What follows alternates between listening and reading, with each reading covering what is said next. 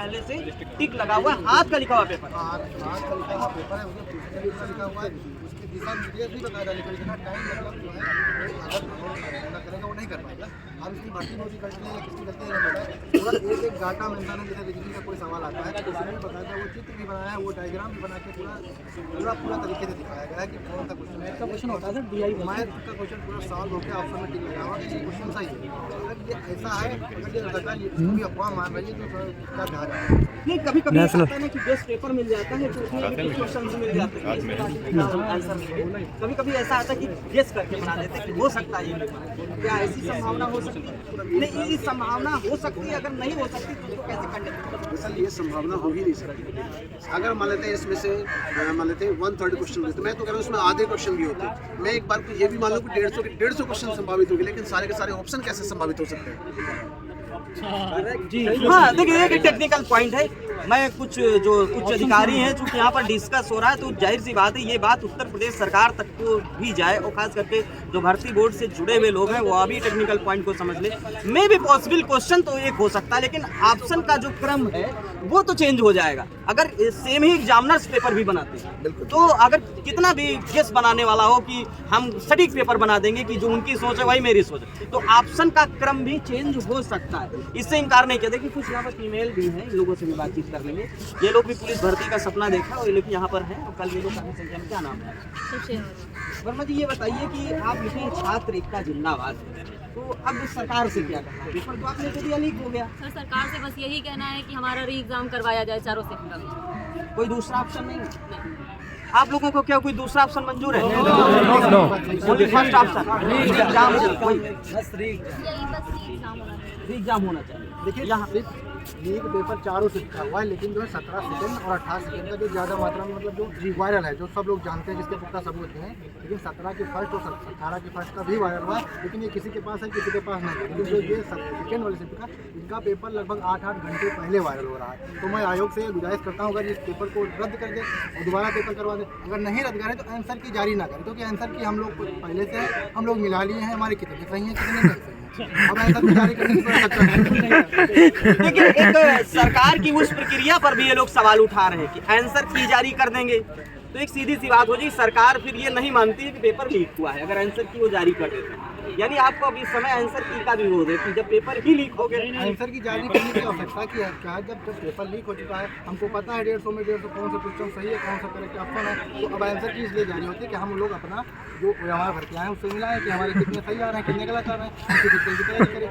लेकिन हम लोगों को पहले से पता है कि मेरा इतना सही है, जो पढ़ने लिखने वाला बच्चा उसका 120 105 से आ रहा है, और जो 150 के 150 मार्क का है उसको भी पता कि मेरा 150 में 150। अब लेकिन जैसे 50 लाख फॉर्म पड़ा था, 48 लाख बच्चों ने पेपर दिया। अब हर शिफ्ट में 12-12 लाख बच्चों ने पेपर दिया। अब उस 12-12 लाख बच्चों में से अगर 1-1 लाख बच्चों को भी पेपर मिल गया होगा तो 4 लाख बच्चे पास हो गए।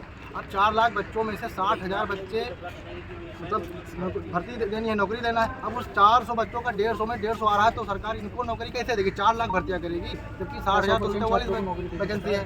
तो उस हिसाब से कंपटीशन तो उन लोगों में भी बन रहा है। तो इसका एक उद्देश्य है कि एग्जाम खत्म हो जाए, पेपर रद्द कर दिया। यानी कि कंपटीशन नकलचियों के बीच में भी हो। हाँ, बिल्कुल।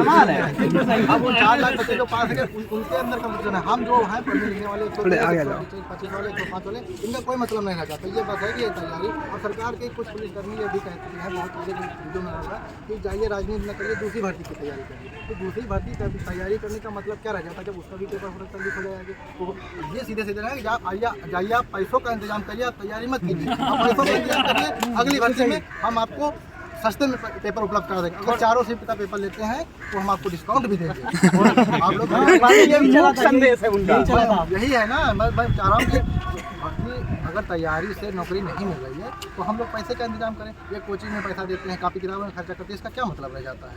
हम सीधे जाएँ, 2-4 लाख 5 लाख जो भी व्यवस्था करें, अपना पेपर खरीदें, सेलेक्ट हो जाएं। लेकिन उसमें भी बड़ी दिक्कतें आएंगी, क्योंकि उसमें 4-5-10 लाख बच्चे पास हो जाएंगे ना, 150 में 150 ले। अब उसमें 60,000 50,000 वैकेंसी आएंगे, उसमें देखिए बड़ी बात है। ये बताइए टोटल कितना रिक्रूटमेंट?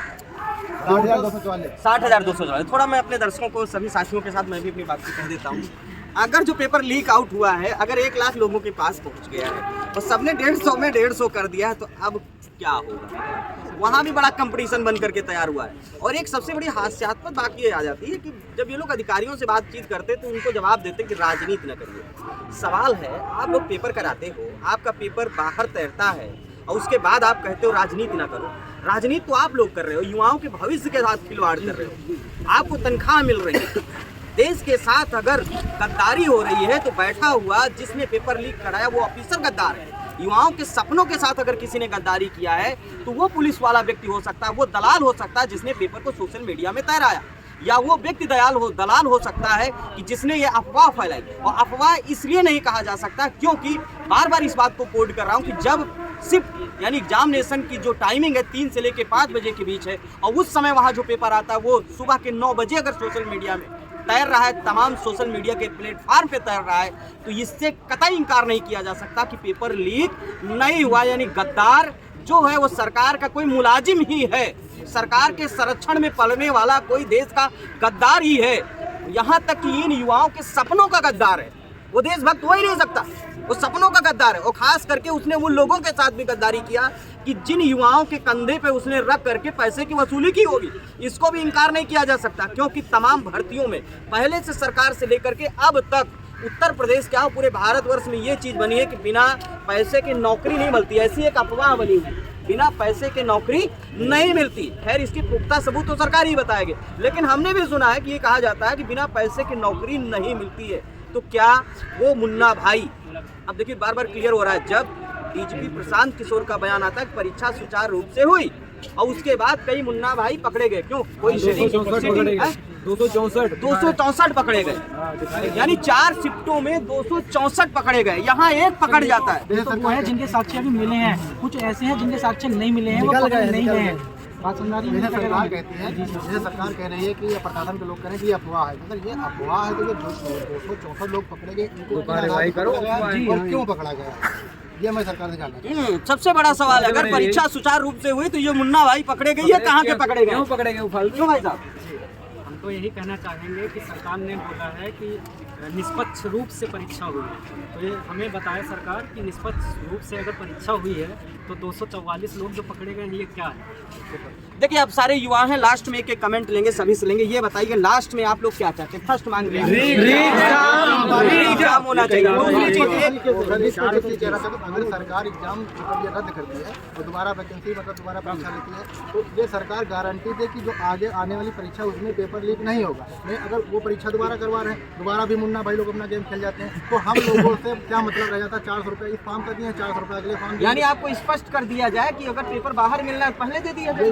सरकार गारंटी हम लोगों से मांग रही है कि क्या गारंटी है पेपर लीक हुआ है और क्या गारंटी है कि आगे पेपर, ये गारंटी हम लोग देने वाले कौन होते हैं? सरकार गारंटी दे कि जो है आगे वाला पेपर नहीं लीक होगा, आगे निष्पक्ष तरीके से परीक्षा करवाई। सरकार का कौन सा व्यक्ति कह रहा है कि आप गारंटी दो पेपर जो है लीक हुआ? अब हम पता नहीं किसी को जानते नहीं, पता नहीं किसका नाम बताते हैं, कोई अधिकारी आता है जैसे कोई बता रहा है कि जो है आप क्या गारंटी, यानी अधिकारी की बात को ही आप सरकार की बात मान रहे हैं? सरकार अधिकारी सरकार का मुलाजिम है तो हम उसकी बात मानेंगे ना। तो ये मैं चाहता हूँ सरकार गारंटी दे आगे आने वाली जो परीक्षा जो दोबारा कराई जाएगी इसमें निष्पक्ष तरीके से साफ सुथरा काम होगा और इसमें पेपर लीक नहीं होगा। अब ये प्रशासन कितनी सख्ती बरतते हैं, क्या करते हैं, ये प्रशासन की जिम्मेदारी है, ये हम लोगों की जिम्मेदारी नहीं।